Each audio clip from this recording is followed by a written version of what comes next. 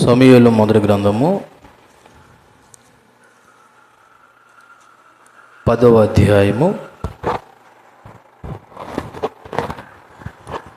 10వ వచనం నుంచి 13వ వచనం వరకు మనం ధ్యానం చేద్దాము. ఒకసారి నేను చదువుతున్నాను, చూడండి. అతడు సమూయేలు యొద్ద నుండి వెళ్ళిపోవుటకే తిరుగగా దేవుడు అతనికి క్రొత్త మనసు అనుగ్రహించెను. ఆ దినముననే ఆ సూచనలు కనబడను అని ఉంది. దేవునికి మహిమ కలుగును గాక. ఈ వచనములో సౌలు యొక్క జీవితంలో ఒక కొత్త దశ ప్రారంభమైందని చెప్పాలి. ఏంటి కొత్త దశ అంటే, సౌలు యొక్క హృదయము మార్పు చెందింది. అలాగే సమూయేలు చెప్పిన 3 సూచనలు కూడా ఈ వచనంలో నెరవేరబడినట్టు కనబడుతుంది. ఏంటి 3 సూచనలు అంటే, మీకు ఇంతకు ముందు వారం జ్ఞాపకం చేశాను, మరలా ఒకసారి గుర్తు చేస్తున్నాను. సమూయేలు సౌలుని అభిషేకించిన తర్వాత ఈ దినాన్నే నువ్వు వెళ్ళిపోగా, లేదా నువ్వు వెళ్ళు దినాన్న మరి రాహేలు సమాధి దగ్గర నీకు 2 మనుషులు కనబడతారు, వారు మీ గార్ధములు దొరికినవని చెబుతారు అన్నది ఒకటైతే, మరి మరొక సూచన మరి 3వ వచనంలో తాబోరు మైదానమందు రాగానే దేవుని యొద్దకు పోవు 3 మనుషులు నీకు ఎదురు పడతారు. మరి 3 మనుషులు కూడా, ఒకడు మేకపిల్ల, ఒకడు 3 రొట్లు, ఇంకొకడు ద్రాక్షావృతిని మోయితూ వస్తారు. వారు నిన్ను ప్రశ్నలు అడిగి నీకు 2 రొట్లు ఇస్తారు అన్నది 2వ సూచన అయితే, 3వ సూచన మరి ప్రవక్తల యొక్క సమూహము. అది ఎన్నో వచనంలో ఉందంటే 5వ వచనంలో, ఇలాగను పోవచ్చు ఫిలిస్తీన్లు దండు దగ్గరకు రాగానే దేవుని కొండకు చేరుతావు. అచ్చట ఊరి దగ్గరకు నువ్వు రాగానే స్వరమండలము, తంబూర, సన్నాయి, సితార వాయించే వారి వెనక ఉన్నతమైన స్థలము నుండి దిగివచ్చు ప్రవక్తల సమూహము నీకు కనబడును, వారు ప్రకటన చేసు వస్తారు అని సమూయేలు 3 సూచనలు సౌలుకి జరగబోయే విషయాన్ని జ్ఞాపకం చేశాడు. ఇప్పుడు అది నెరవేర్పు ఈ 9వ వచనంలో కనబడుతుంది. దేవుడు ఏదైనా వాగ్దానం చేశాడంటే, ప్రకటించాడంటే అది తప్పకుండా ఏమవ్వాలి? నెరవేరితేనే అది దేవుని యొక్క మాట. కాబట్టి ఇక్కడ 9వ వచనంలో అతడు అనగా సౌలు సమూయేలు యొద్ద నుండి వెళ్ళిపోవుటకే తిరగగా దేవుడు అతనికి ఒక క్రొత్త మనసు అనుగ్రహించును. అలాగే ఆ దినాన్నే ఆ సూచనలు ఏదైతే సమూయేలు సౌలుకి చెప్పాడో ఆ 3 సూచనలు కూడా ఏమయ్యంట? కనబడినాయంటే నెరవేరాయి. ఓ రకంగా చెప్పాలంటే, సమూయేలు సౌలుని అభిషేకించి 3 సూచనలు చెప్పి గిల్గాల్లో వేచి ఉండమని ఆదేశించిన తర్వాత సౌలు తన ఇంటికి వెళుతున్నప్పుడు జరిగినటువంటి ఘట్టము, మరి సమూయేలు మాటలు నెరవేరడం, మరి దేవుని యొక్క ఆత్మకార్యము ప్రారంభమవడం అనేది 9వ వచనంలో కనబడుతుంది. దయతో మీరు చాలా శ్రద్ధగా ఆలకించండి. ఇక్కడ ఈ వచనంలో 2 ప్రాముఖ్యమైన విషయాలు కనబడుతున్నాయి. ఒకటి, క్రొత్త మనస్సు అని ఒకటి ఉందండి. ఏంటండి?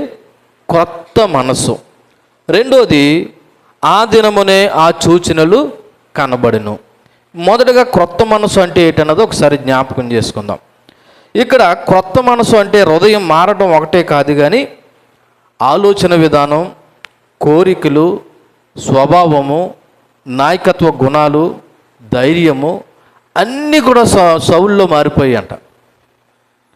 ఎప్పుడైతే దేవుని ఆత్మ సౌలు మీదకి వచ్చిందో, సౌలు కంట కొత్త హృదయం, కొత్త మనసు వచ్చిందంట.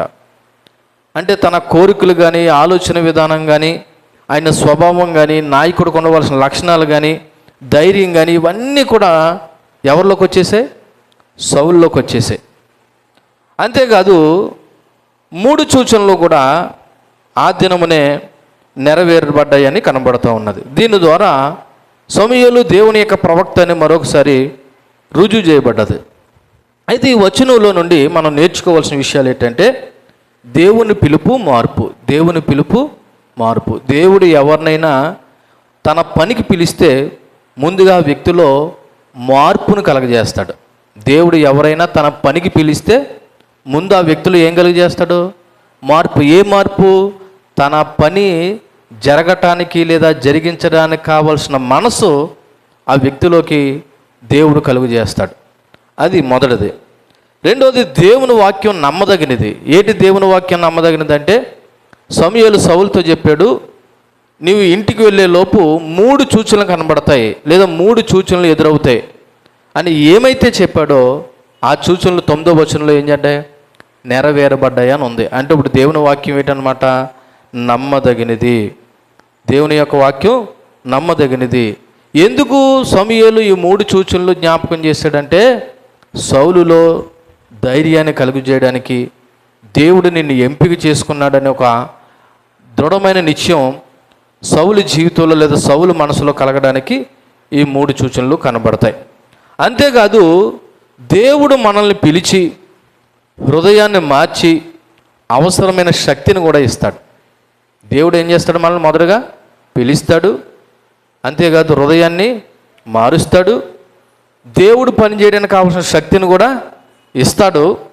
కాకపోతే ఆ మార్పును మనం గుర్తెరిగి ఆయన మీద ఆధారపడాలి. ఎవరి మీద? మన పిలిచి మన హృదయాన్ని మార్చి మనకి పని అప్పచెప్పిన దేవుని మీద మనం ఏం చేయాలి? ఆధారపడాలి. మీకు అర్థమయ్యేలా చెప్పాలంటే, ఉదాహరణకి ఎన్నిక లేని నన్ను దేవుడు తన సేవకు పిలిచి సంఘాన్ని అప్పచెప్పి ఈ రోజున దేవుని పని చేయమని నాకు అవకాశం ఇచ్చాడు. ఇప్పుడు నేను ఏం చేయాలా? ఆ పిలుపుకు లోబడి దేవుని మీద ఆధారపడి నేను నమ్మకంగా పనిచేశాను అనుకో, నేను దేవుని యొక్క పనిని కరెక్ట్గా చేస్తున్నట్టు. కానీ ఇక్కడ సౌలు తర్వాత రాను తన అవిధేయత మూలంగా దేవుడిచ్చిన భాగ్యాన్ని పోగొట్టుకున్నాడు. దేని మూలంగా? మీరు మాట్లాడాలి. తన అవిధేయత. అవిధేయత అంటే ఏంటి తెలుసా? దేవుని మాట వినకపోవడమే అవిధేయత. దేవుని మాటను ధిక్కరించడమే అవిధేయత. దేవుడు చేయమన్న పని చేయకపోవడం, చెయ్యొద్దన్న పని చేయడము అవిధేయత. కాబట్టి దేవుడు తన సేవకి మనల్ని పిలిచి శక్తినిచ్చి ఆయన పనిలో కావలసిన మార్పునిచ్చి మనల్ని తన పని చేయించుకుంటాడు. కాకపోతే మనం ఎవరి మీద ఆధారపడాలి?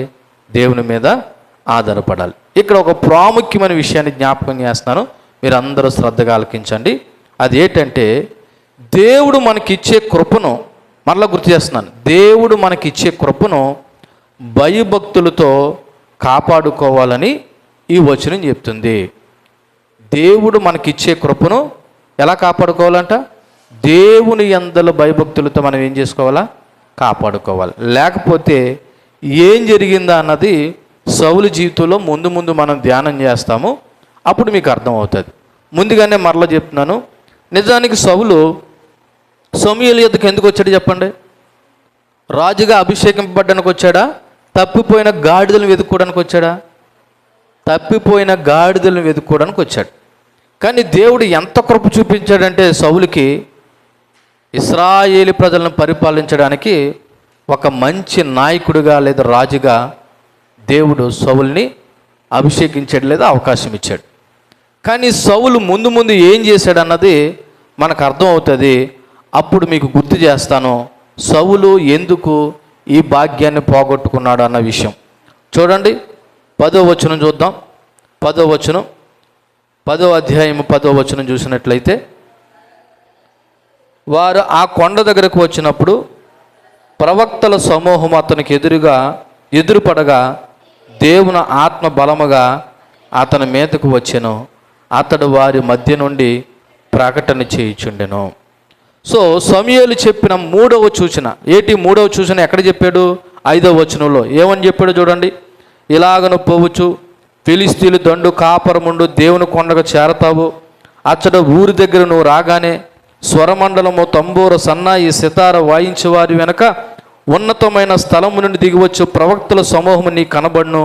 వారు ప్రకటన చేయుచు వత్తురు అనేటువంటి 5వ వచనం ఈ 10వ వచనంలో నెరవేర కనబడుతుంది. అంటే సమూయేలు చెప్పిన 3వ సూచన ఇక్కడ సౌలు జీవితంలో కనబడుతుంది. ఏంటట? 10వ వచనంలో వారు ఆ కొండ దగ్గరికి వచ్చినప్పుడు ప్రవక్తల సమూహము అతనికి ఎదురుపడగా దేవుని ఆత్మ బలముగా అతని మీద కంటే సౌలు మీదకి వచ్చెను. అతడు అనగా సౌలు వారి మధ్యన ఉండి ఏం చేస్తున్నాడంట? ప్రవచన చేస్తున్నాడంట. సో ఈ 10వ వచనం మరి సమూయేలు చెప్పిన 3వ సూచన పూర్తిగా నెరవేరిన సందర్భాన్ని గుర్తు చేస్తూ ఉంది.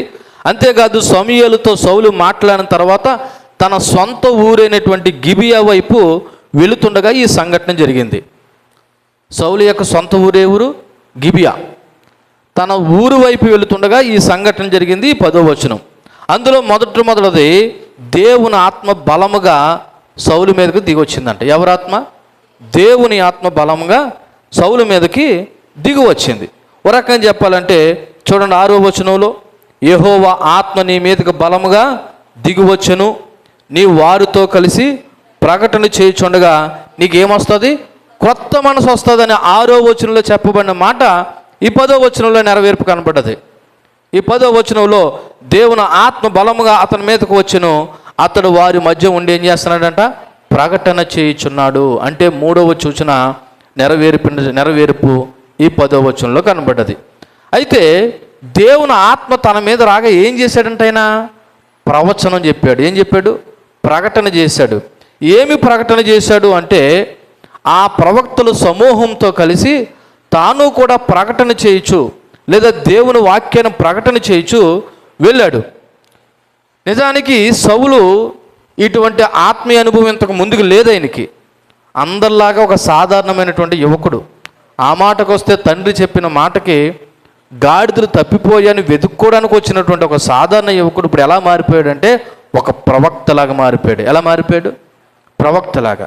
ఇలా మారడానికి కారణం ఏంటంటే దేవుని ఆత్మ బలముగా ఆయన మీదకి ఏం చేసింది? దిగి వచ్చింది.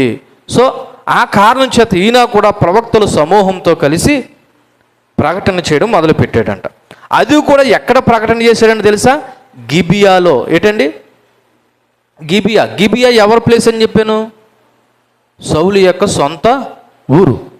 ఆ గిబియాలోనే ఎందుకు ఈయన ఎలాగ ప్రకటన చేయొచ్చు ప్రవక్తల సమూహంలో కలిశాడంటే, దేవుని యొక్క స్థలం అనబడుతున్న గిబియాలోనంట ఫిలిస్తీన్ల సైన్యము స్థావరం వేసుకుని కూర్చున్నారంట. అంటే దేవుని ప్రజలు దేవుని ఆరాధించిన స్థలంలో ఎవరు కాసి కూర్చున్నారు? శత్రువులు, సైన్యము అక్కడ ఒక స్థావరం కింద ఏర్పడ్డారు. ఒకసారి మీరు చూడండి, అక్కడ ఎన్నో వచనం? 5వ వచనం చూడండి. ఇలాగను పోవచ్చు ఫిలిస్తీన్లు దండు కాపువారుండు దేవుని కొండకు చేరుదు. అంటే దేవుని కొండ మీద ఎవరు కాపలా కాస్తున్నారు? ఫిలిస్తీన్లు ఎవరు? ఇశ్రాయేలు ప్రజలకు శత్రువులు. మీ అందరికీ ఒక మాట గుర్తు చేస్తున్నాను చూడండి. దేవుని స్థానం అనబడుతున్న హృదయంలో కానీ, మన గృహంలో కానీ, మన జీవితంలో కానీ దేవుడికి చోటు లేకుండా శత్రువే కానీ ఒకవేళ స్థానం ఏర్పాటు చేసుకుంటే మన మీద శత్రువు యొక్క ఆధిపత్యమే ఉంటుంది తప్ప దేవుని యొక్క కృపను మనం కోల్పోయిన వారు అవుతాం. పేరు చూస్తే దేవుని కొండ, కానీ ఆ కొండ మీద ఎవరున్నారంట? ఫిలిస్తీన్లు దండు ఉందంట. ఏ దండు ఉంది? ఫిలిస్తీన్లు ఎవరు? ఇశ్రాయేలు ప్రజలకు శత్రువులు. అంటే దేవుని స్థలంలో, మన స్థలంలో ఎవరు కాపు కాసుకొచ్చున్నారంటే శత్రువులు. మీకు అర్థమయ్యే భాషలో చెప్పాలంటే, మీరు కష్టపడి కట్టుకున్న ఇల్లు ప్రహారీ కట్టుకోలేదు, కానీ పక్కోళ్ళు వచ్చి ఏమన్నారు తెలుసా?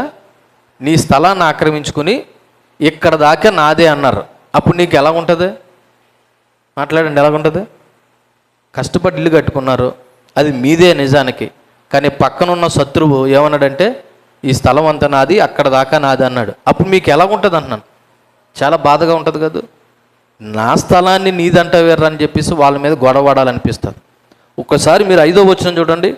ఇలాగను పోవచ్చు ఫిలిస్తీన్లు దండు కాపువారుండు దేవుని కొండకు చేరుదువు. అంటే దేవుని కొండ మీద ఎవరున్నారంట? శత్రువులు ఉన్నారంట. ఈరోజు నీ జీవితంలో, నీ బ్రతుకులో దేవుడు ఉండవలసింది పోయి ఒకవేళ అపవాది శత్రువు ఉంటే గుర్తుపెట్టుకోండి, సాతానుగాడి ఆధిపత్యమే ఉంటుంది తప్ప నీ జీవితంలో దేవుని యొక్క ఆధిపత్యం ఉండదు. ఈ మాట నేను ఎందుకు గుర్తు చేస్తున్నానో తెలుసా? ఇక్కడ సౌలు మీదకి దేవుని ఆత్మ వచ్చినప్పుడు ఆయన గిబియాలో ప్రకటన చేయడానికి గల కారణం ఏంటంటే ఫిలిస్తీన్లో ఒక రకమైన భయాన్ని పుట్టించడానికి, శత్రువుల మధ్య దేవుని ఆత్మకార్యం జరగడానికి సూచనగా మరి సౌలు మీదకి దేవుని ఆత్మ ఎక్కడొచ్చిందో తెలుసా?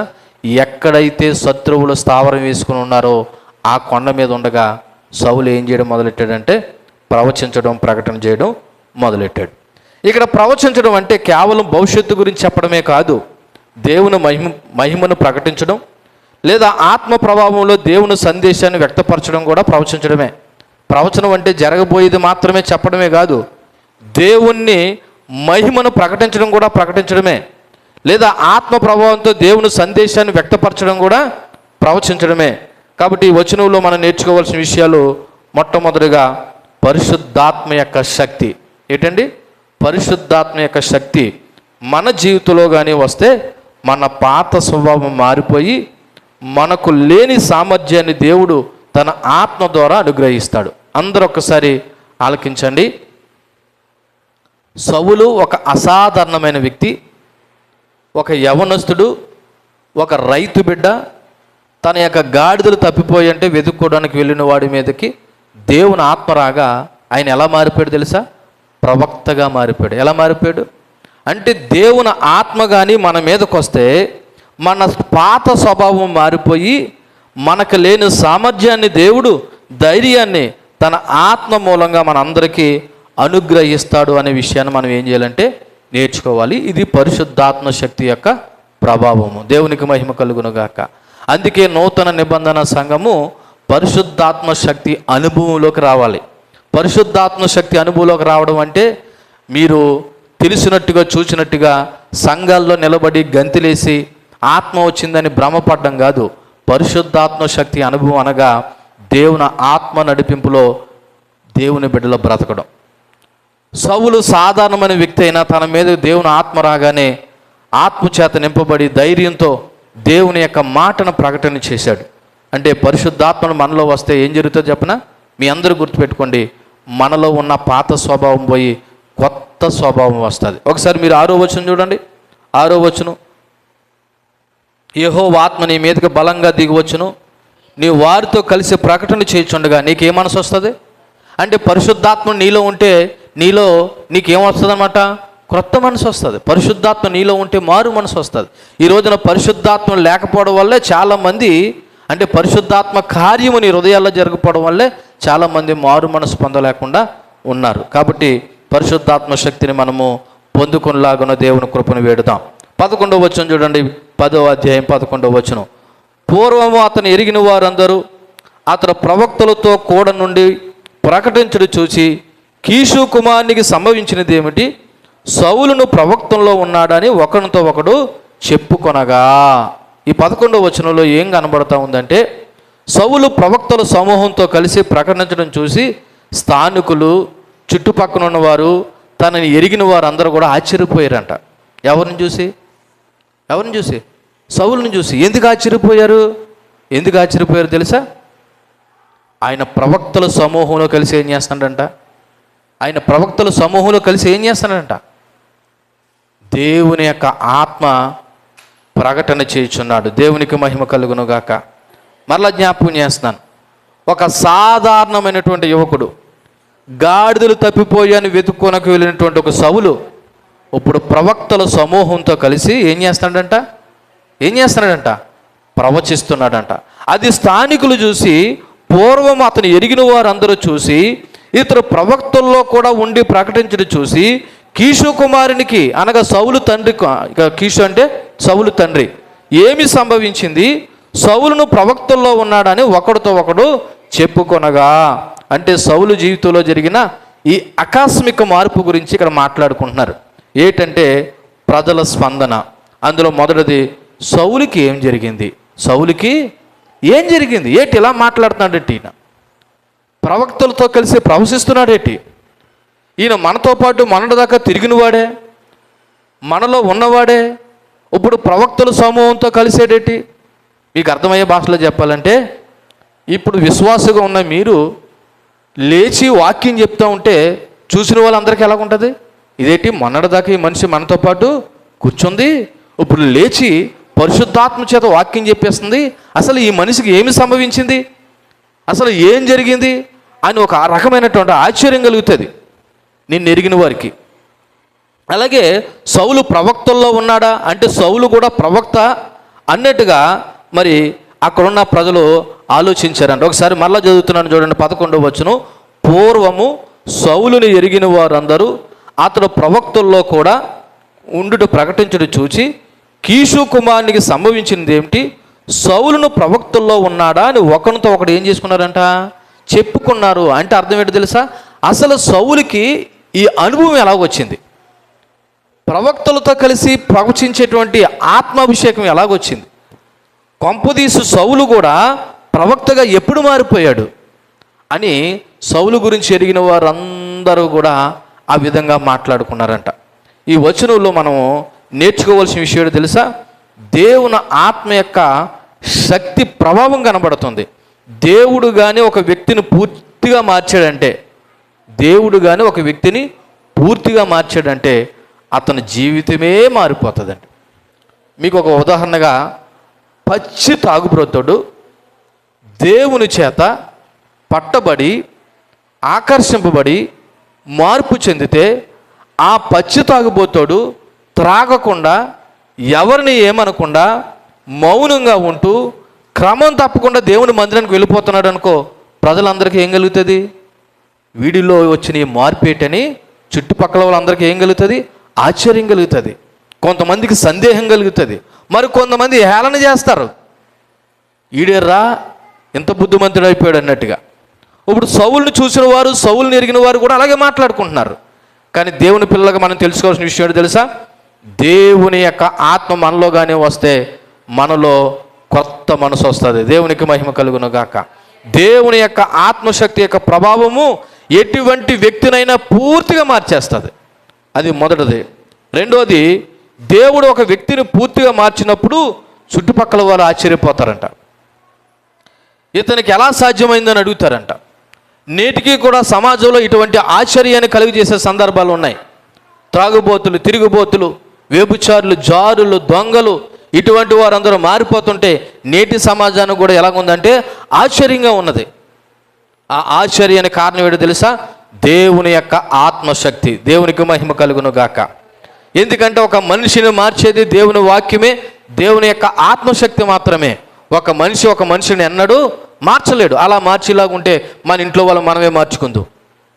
కానీ ఇప్పటికీ ఎందుకు చాలామంది మారట్లేదంటే దేవుని యొక్క ఆత్మశక్తి యొక్క ప్రభావము ఆ మనసులో పని చేయాలి. కానీ దేవుని యొక్క ఆత్మశక్తి కానీ నిజంగా పనిచేసిందా, ఆ వ్యక్తిలో సంపూర్ణమైన మార్పు కలుగుతుంది. సంపూర్ణమైన మార్పు కలుగుతుంది. సో ఈ వచనంలో నుండి నేర్చుకోవాల్సిన ఒక ముఖ్యమైన విషయాన్ని జ్ఞాపకం చేస్తున్నాను. దేవుడు మనల్ని మార్చినప్పుడు గమనించండి, దేవుడు మనల్ని మార్చినప్పుడు ఆ మార్పు ఇతరులకు కనిపించాలంట. ఎవరు కనిపించాలి? ఇతరులకు కనిపించాలి. ఉదాహరణకి నేనే ఉన్నాను, నేను మారానని చెప్పుకోవడం కాదు, నా మార్పు ఇతరులు ఏం చేయాలా, గమనించాలి. చాలామంది మా మీదకి దేవుని ఆత్మ వస్తుంది, మేము పరిశుద్ధాత్మలో భాషల్లో మాట్లాడతామంటారు. కానీ బ్రతుకు చూస్తే పచ్చి బూతులు, పచ్చి అబద్ధాలు, లేకపోతే చిల్లరి మాటలు లేదా చిల్లర పనులు.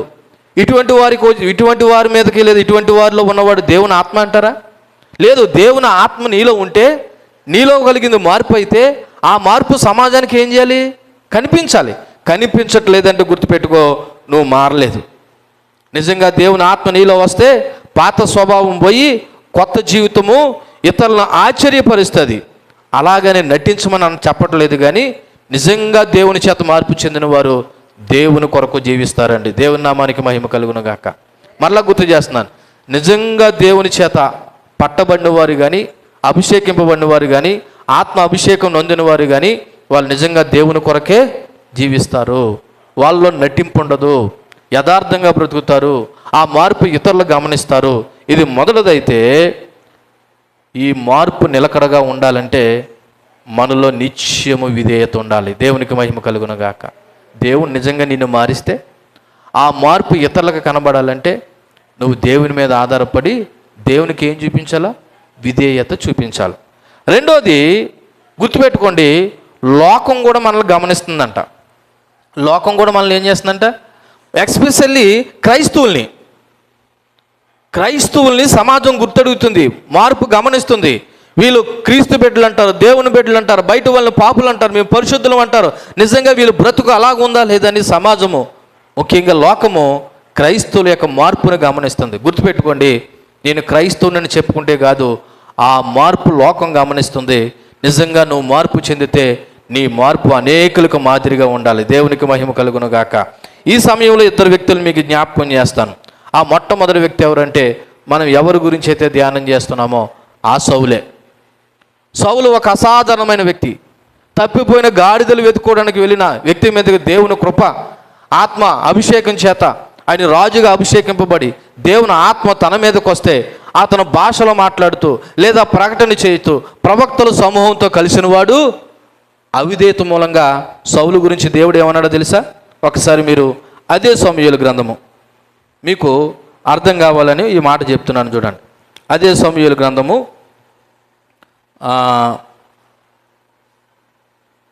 35వ వచనం చూడండి. 15వ అధ్యాయము 35వ వచనం. సౌలు బ్రతికిన దినములన్నిటిను సమూయేలు అతను దర్శింప వెళ్ళలేదు, కానీ సౌలును గూర్చి దుఃఖాక్రాంతుడయ్యను. మరియు తాను సౌలును ఇశ్రాయేలీయుల మీద రాజుగా నిర్ణయించినందుకు యెహోవా ఏం చెందాడంటండి? పశ్చాత్తాపం చెందాడు. అంటే దీని అర్థము దేవుడు మిస్టేక్ చేసాడని కాదు అర్థం. ఒక అనామకుడికి, మన భాషలో చెప్పాలంటే ఒక అయోగ్యుడికి, ఒక అసాధారణమైన అంటే ఒక సాధారణమైన వ్యక్తికి రాజుగా అభిషేకం చేస్తే అదే సౌలు దేవుని మీద ఏం చేశాడు తెలుసా? తిరుగుబాటు చేశాడు. అంటే అవిధేయత చూపించాడు. అవిధేయత మూలంగా ఈయన ఏమైపోయాడు తెలుసా? తన యొక్క ఆ రాజు అనబడుతున్న స్థానాన్ని కోల్పోవడమే కాకుండా దేవునికి విరోధంగా తప్పు చేశాడు. దీనికి ఒకే ఒక కారణం ఏంటి తెలుసా? అవిధేయత. ఈ మాట నేను ఎందుకు చెప్తున్నాను తెలుసా? నిజంగా దేవుని ఆత్మాభిషేకం చేత మనం మార్పు చెందితే ఆ మార్పు ఇతరులకు కనబడాలన్నాను కదా. ఇప్పుడు సౌలు ఎలా మారిపోయాడు తెలుసా? దేవుడికి అవిధేయుడిగా మారిపోయాడు. ఈసారి కొత్త నిబంధన పౌలు గురించి మాట్లాడదాం చూడండి. కొత్త నిబంధన పౌలు గురించి ఎందుకు జ్ఞాపకం చేస్తానంటే, దేవుడు తను మార్చిన తర్వాత తన బ్రతుకు ఎలా మారింది అన్నది ఒకసారి మీరు అపోస్తలుల కార్యాలు 9వ అధ్యాయము 1వ వచనం చూసినట్లయితే, సౌలు ఇంకను ప్రభు యొక్క శిష్యులను బెదిరించుటయు హత్య చేయుటయు తనకు ప్రాణాధారమైనట్టు ప్రధాన యాజకుని యొద్దకు వెళ్ళి, ఈ మార్గమందున్న పురుషులైనను స్త్రీలనైనను కనుగొని ఎడల వారిని బంధించి యెరూషలేమునకు తీసుకుని వచ్చుటకు దమస్కులోని సమాజములు వారికి పత్రికలు ఇమ్మని అడిగాను. అంటే ఇక్కడ ఏం చెప్తుందంటే సౌలు గురించి, అనగా పౌలు గురించి, సంఘాన్ని బాధ పెట్టడానికి, సంఘాన్ని హింసించడానికి ప్రధాన యాజకుల దగ్గర పర్మిషన్ తీసుకొని సంఘాన్ని హింసించడానికి వెళ్తున్నాడంట. ఎవరు? సౌలు, అనగా నూతన నిబంధనలో ఉన్న పౌలు. కానీ దేవుడు తను మార్చాడంట. ఒకసారి చూడండి 3వ వచనంలో, అతను ప్రయాణం చేయుచు దమస్కో దగ్గరికి వచ్చినప్పుడు అకస్మాత్తుగా ఆకాశం నుండి ఒక వెలుగు అతని చుట్టూ ప్రకాశించును. అప్పుడు అతను నేల మీద పడి, సౌలా సౌలా, నీవేళ నన్ను హింసించుచున్నావని తనతో ఒక స్వరం పలుకుట వినెను. ప్రభువా నువ్వు ఎవడు అని అతను అడగగా ఆయన అన్నాడంట, నేను నువ్వు హింసించుచున్నా యేసును అని చెప్పాడంట. అంటే ఇప్పుడు సౌలు మీదకి, అనగా పౌలు మీదకి దేవుని ఆత్మ వచ్చింది. ఏమొచ్చింది? దేవుని ఆత్మ వచ్చింది. వచ్చిన తర్వాత తనలో ఒక క్రొత్త మనసు వచ్చిందండి. ఏమొచ్చిందండి? క్రొత్త మనసు. మీకు సౌలుని ఎందుకు జ్ఞాపకం చేస్తాను తెలుసా? ఒక వ్యక్తిలోకి దేవుని ఆత్మ వస్తే ఆ వ్యక్తి దేవుని కొరకు ఎలా జీవిస్తాడని చెప్పడానికి ఒక ఉదాహరణ. ఇప్పుడు సౌలు మారకముందు, అనగా ఈ పౌలు మారకముందు అతను పని ఏంటో తెలుసా? సంఘాన్ని హింసించడం. ఒకసారి గుర్తుపెట్టుకోండి, ఈ సౌలు అనబడుతున్న పౌలు మారకముందు అతను వృత్తి, అతను పని ఏంటో తెలుసా? సంఘాన్ని హింసించడం. ఇప్పుడు అదే సౌలు మారిన తర్వాత సంఘం కొరకు ఏం చేస్తున్నాడో ఒకసారి చూద్దామా? చూడండి 14వ అధ్యాయము, మనకందరికీ తెలిసినటువంటి విషయమే. 14వ అధ్యాయమా కాదు, 16వ అధ్యాయం. 16వ అధ్యాయంలో 22వ వచనం. అప్పుడు జనసమూహం వారి మీద దొమ్మిగా వచ్చును. న్యాయాధిపతులు వారి వస్త్రాలను లాగివేసి వారిని బెత్తములతో కొట్టవాలని ఆజ్ఞాపించిరి. వారు చాలా దెబ్బలు కొట్టి వారిని చెరసాల్లో వేసి భద్రంగా కనిపెట్టవాలని చెరసాల నాయకునికి ఆజ్ఞాపించారు. ఇప్పుడు అదే సౌలు అనబడుతున్న పౌలు దేవుని సంఘం కొరకు ఏం తింటున్నాడండి? దెబ్బలు తింటున్నాడండి. ఏం తింటున్నాడు? ఒకప్పుడు సంఘాన్ని హింసించిన సౌలు ఇప్పుడు అదే సంఘం కొరకు ఏం తింటున్నాడు? ఏటి మార్పు అంటే నిజంగా దేవుని ఆత్మచేత అభిషేకింపబడిన వాళ్ళు కలిగే మార్పు ఎలా ఉంటుందో తెలుసా? దేవుని మహిమ కొరకు బ్రతుకుతారు. దేవుని నామానికి మహిమ కలుగును గాక. ఈ మాటలు నేను ఎందుకు జ్ఞాపకం చేశానంటే, మరి దేవుని యొక్క ఆత్మశక్తి యొక్క ప్రభావం ఎంత గొప్పదని తెలుసా? నిజంగా ఒక వ్యక్తి మారితే ఆ వ్యక్తి దేవుని మహిమ కొరకు బ్రతుకుతాడండి, తన కొరకు బ్రతకడండి. సౌలు ముందు ఎలా బ్రతికేవాడంటే సంఘాన్ని హింసించేవాడిగా బ్రతికేవాడు. కానీ ఇప్పుడు అదే పౌలు సంఘం కొరకు ప్రాణం ఇవ్వడానికి. సో మరొక మరి మీకు జ్ఞాపకం చేస్తూ ఉన్నాను, దేవుని యొక్క ఆత్మశక్తి ప్రభావం మనలో వస్తే మనలో దేవుని యొక్క లక్షణాలు కనబడతాయి.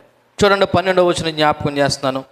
12వ వచనంలో ఏమని జ్ఞాపకం చేయబడి ఉన్నదంటే, 10వ అధ్యాయం 12వ వచనంలో, ఆ స్థలం అందుండు ఒకడు వారి తండ్రి ఎవడని అడిగాను, అందుకు సౌలును ప్రవక్తల్లో ఉన్నాడా అను సామెత పుట్టెను. సో సౌలు ప్రవక్తలతో కలిసి ఉండడం ఒక సామెతగా మారి ఇశ్రాయేలునంతటా చర్చనాంశమైంది. దేవుని ఆత్మ యొక్క అద్భుత శక్తిని చూపించే ఘట్టం ఇక్కడ కనబడుతుంది. మొదటగా ఒక ప్రశ్న వేశారు, వారి తండ్రి ఎవడని అడిగాను. అంటే సౌలు శారీరక సంబంధమైన తండ్రి గురించి అడగలేదు. అసలు ఈ ప్రవక్తల గుంపుకి యజమానుడు ఎవరు, నాయకుడు ఎవరు, గురువు ఎవరు, అసలు ఈ ప్రవక్తల సమూహానికి తండ్రిగా ఎవడు వ్యవహరిస్తున్నాడు, అసలు సౌలుని ఆ ప్రవక్తల గుంపులో ఎవడు చేర్చుకున్నాడు? ఎందుకంటే సౌలు అనేవాడు ఎటువంటి వాడు? ఒక సాధారణమైనటువంటి వ్యక్తి. అటువంటి వ్యక్తి ఎవరితో కలిసి ప్రవశిస్తున్నాడు? ప్రవక్తలతో కలిసి ప్రవశిస్తున్నాడు. అసలు ప్రవక్తల్లో కలవడానికి ఇతను గురువు ఎవరు? సౌలుని ఎవరు ఆ గుంపులో పెట్టుకున్నారు? ఇతను తండ్రి ఎవరని అక్కడ ఆశ్చర్యాన్ని వ్యక్తం చేశారు. అంతేకాదు రెండోది ఏంటంటే, సౌలు ప్రవక్తల్లో ఉన్నాడా అనే మాటకు అర్థం ఏంటో తెలుసా? సౌలు కూడా మరి ఒక ప్రవక్తలాగా మారిపోయాడా అని ఆశ్చర్యాన్ని కలిగజేసే విధంగా ఈ మాట ఉంది. మూడోది ఏంటో తెలుసా? సౌలు అంట సామెతగా మారిపోయాడంట. ఎలా మారిపోయాడంట? సామెత. ఏటో సామెత తెలుసా? ఉదాహరణకి ఒక అసాధారణమైన వ్యక్తి, ఒక తిరుగుబోతాడో ఒక తాగుబోతాడో మార్పు చెంది మంచిగా మారి దేవుని మందిరాన్ని పోతుంటే ఆ వ్యక్తిని ఎలా పోల్చేవారని తెలుసా? ఇక సౌలు మారాడు కదరా, అలాగే వీడు కూడా ఏం చేయడు, మారాడని సౌలుని సామెతగా వాడుకోవడం మొదలెట్టారంటే ఈ 13వ వచనంలో. అంటే జనుల్లో ఆశ్చర్యకరమైన మార్పును చూసినప్పుడు ఈ సామెతను ఉపయోగించేవారు. ఎవడైనా అకస్మాత్తుగా మారిపోతే ఎవరిని ఉదాహరణగా చూపించేవారు? ఈ సౌలును ఉదాహరణగా చూపించేవారు. ఇదిగో సౌలు అనేవాడు ఇదిగో అకస్మాత్తుగా ప్రవక్తలతో కలిసి ఎలా ప్రవచించాడో ఈ వ్యక్తి కూడా అలాగ ఆశ్చర్యకరంగా ఏమైపోయాడు, మారిపోయాడు అని సౌలును ఒక సామెతగా ఉపయోగించడం జరిగింది. సో ఈ 12వ వచనంలో ఆ స్థలం ముందున్నవాడు ఒకడు అన్నాడంట, అసలు సౌలు గురువు ఎవడు, వాడు తండ్రి ఎవడు, అయినా సౌలు ప్రవక్తల్లో ఉన్నాడా అను సామెత పుట్టెను అనే మాటకి అర్థంలో నేర్చుకోవాల్సిన విషయం తెలుసా? దేవుడు మనిషి యొక్క బ్యాక్గ్రౌండ్ చూడట్లేదు, దేవుడు హృదయాన్ని చూస్తున్నాడు. దేవుడు ఏం చూస్తున్నాడు? హృదయాన్ని చూస్తున్నాడు. ఎందుకంటే సౌలు బ్యాక్గ్రౌండ్ చూసి దేవుడు ఆయన రాజుగా అభిషేకించలేదు. దేవుని కృపలో దేవుడు సౌలు హృదయాన్ని చూసి తన ఆత్మతో ఏం చేశాడంటే అభిషేకించాడు. రెండోది, కృప అందరికీ సమానమేనండి. కృప అందరికీ సమానమే. ధనవంతుడికైనా బీదవాడికైనా, లేకపోతే వస్త్రహీనుడికైనా లేదా వస్త్రాలు కలిగిన వాడికైనా, ఉన్నవాడికైనా లేనివాడికైనా, ఎంతటి వాడికైనా కృప అందరికీ సమానమే. ఎందుకంటే దేవుని ఆత్మకార్యం కొందరికే పరిమితం కాలేదు.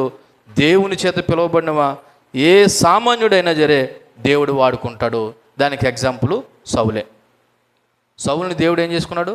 వాడుకున్నాడు.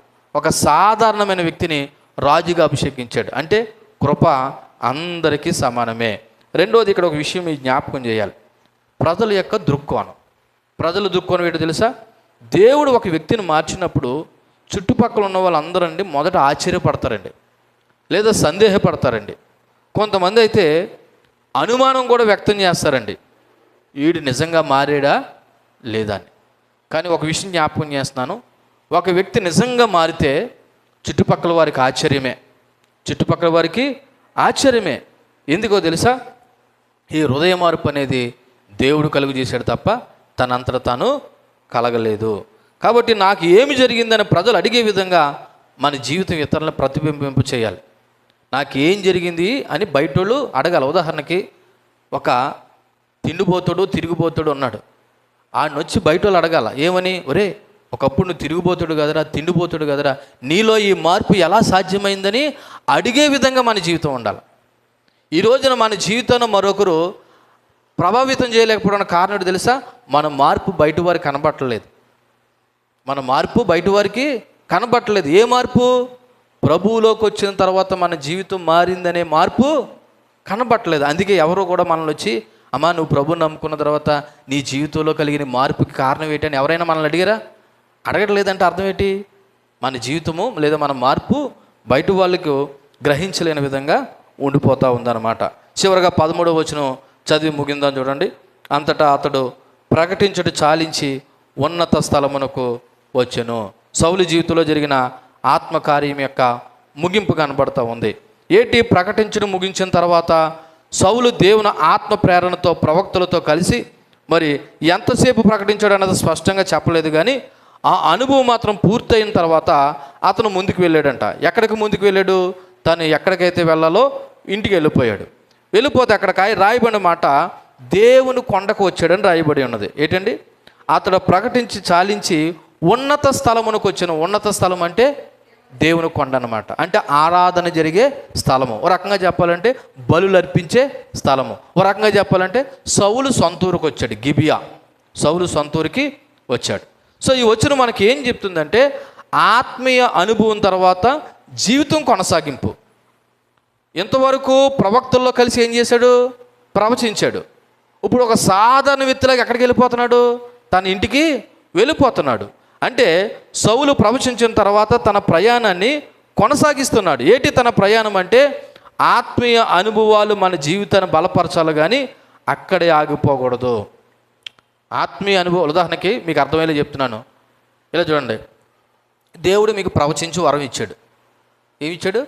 ప్రవచించు వరం. ఇంకా దేవుడు నాకు ప్రవచించు వరం ఇచ్చాడని చెప్పి చర్చిలో కూర్చొని ఉండిపోకూడదు. నీ పనులు నువ్వేం చేయాలి? ఒకవేళ ఉద్యోగం చేస్తే ఉద్యోగం చేసుకోవాలి, వ్యాపారం చేస్తే వ్యాపారం చేసుకోవాలి. ఆత్మీయ అనుభవం నిన్ను బలపరచాలి తప్ప నిన్ను అక్కడితో ఆపు చేయకూడదు. ఇప్పుడు సౌలు ప్రవచించాడు, ప్రకటించాడు. ఆ అనుభవం అయిపోయిన తర్వాత ఎక్కడికి వెళ్ళాడంట? తన ఇంటికి వెళ్ళిపోయాడు. అంటే దీన్ని మనం అర్థం చేసుకోవాల్సిన విషయం ఏంటంటే దేవుడు మన జీవితంలో పనిచేసిన తర్వాత ఆయన సిద్ధానుసారంగా ముందుకు సాగిపోవాలి. లేదండి నాకు ప్రవచించే వరం ఇచ్చాడండి, ఇంక నేను మందిరాన్ని విడిచిపెట్టి వెళ్ళనండి, నేను మందిరంలోనే ప్రవచిస్తా కూస్తానంటే మరి నీ యొక్క కుటుంబ పరిస్థితి ఎలాగా? నీ పోషణ ఎలాగా? నీ మీద ఆధారపడ్డ భర్త ఎలాగా, లేదా భార్య ఎలాగా, పిల్లలు ఎలాగా? అంటే ఆత్మ అనుభవంగానే ఉంటూ నీ సాధారణ జీవితాన్ని ఏం చేయాలి? కొనసాగించాలి. ఒకవేళ టీచర్ అయితే టీచర్ జాబ్ చేస్తూ ఉండాలి, ఒకవేళ వ్యాపారం అయితే వ్యాపారం చేస్తూ ఉండాలి. దేని దానిదే ఆత్మీయ అనుభవమే నీ సాధారణ జీవితమే. కాబట్టి మరి దేవుడు మన జీవితంలో చేసిన ఆత్మ అనుభవాలు దేవుని చిత్తానుసారంగా ముందుకు కొనసాగాలి. ఆత్మీయ అనుభవం అనేది బాధ్యతాయుతమైనది, జీవితానికి దారితీస్తే అలా జీవించాలి. రోజువారీ నడకలో కూడా మార్పు మనకు కనిపించాలి.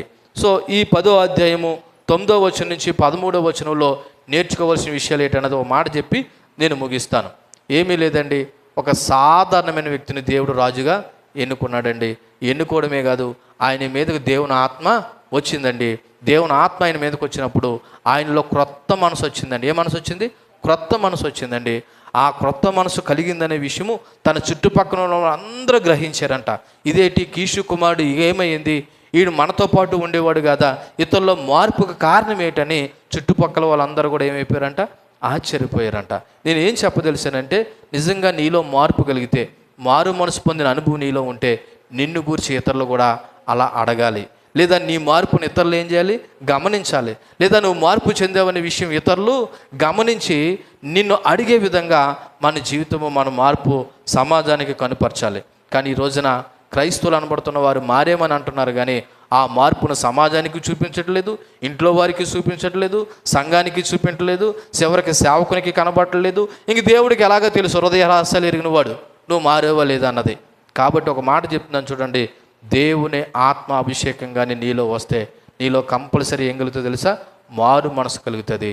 ఆ మారు మనసు పొందవని నువ్వు చెప్పుకోవడం కాదు, నీ ప్రవర్తనే అవతల వాళ్ళు మాట్లాడిపించే విధంగా చేస్తారు. ఇప్పుడు పౌలు గురించి ఎవరు ఏం మాట్లాడారు చూడండి. అక్కడ చూడండి 11వ వచనంలో, పూర్వము అతను ఎరుగురు వారందరూ కూడా చూసి అతను ప్రవక్తలతో కూడా ఉండు ప్రకటించడు చూసి కీషు కుమారునికి సంభవించింది ఏమిటి, సౌలును కూడా ప్రవక్తల్లో ఉన్నాడని ఆశ్చర్యపోయారంట. అలాగే నీలో కలిగిన మార్పును చూసి సమాజము, గ్రామము, సంఘము ఏమైపోవాలి తెలుసా? ఆశ్చర్యపోవాలి. నిజంగా మారితే, మారు మనసు అనుభవం నీలో ఉంటే. ఒకవేళ నిన్ను చూసి ఎవరో ఆశ్చర్యపోవట్లేదు, లేకపోతే ఆ మార్పు గల కారణం అడగట్లేదంటే నీలో ఏం కలగలేదు తెలుసా? మారు మనసు కలగలేదని అర్థం. కాబట్టి గుర్తుపెట్టుకోండి, మార్పు చెందండి, మారు మనసు అనుభవంలోకి రండి, దేవుని ఆత్మ సహాయాన్ని కోరుకోండి. దేవుడే మనందరినీ రక్షించి మారు మనసు అనుభవంలోకి నడిపించునుగాక. ఆమేన్. కళ్ళు మూసుకోండి, ప్రార్థన చేద్దాం. చెప్పబడిన వాక్యాన్ని బట్టి ప్రార్థన చేద్దాం. దేవుని యొక్క ఆత్మకార్యం మనలో జరగాలని ప్రార్థన చేద్దాం.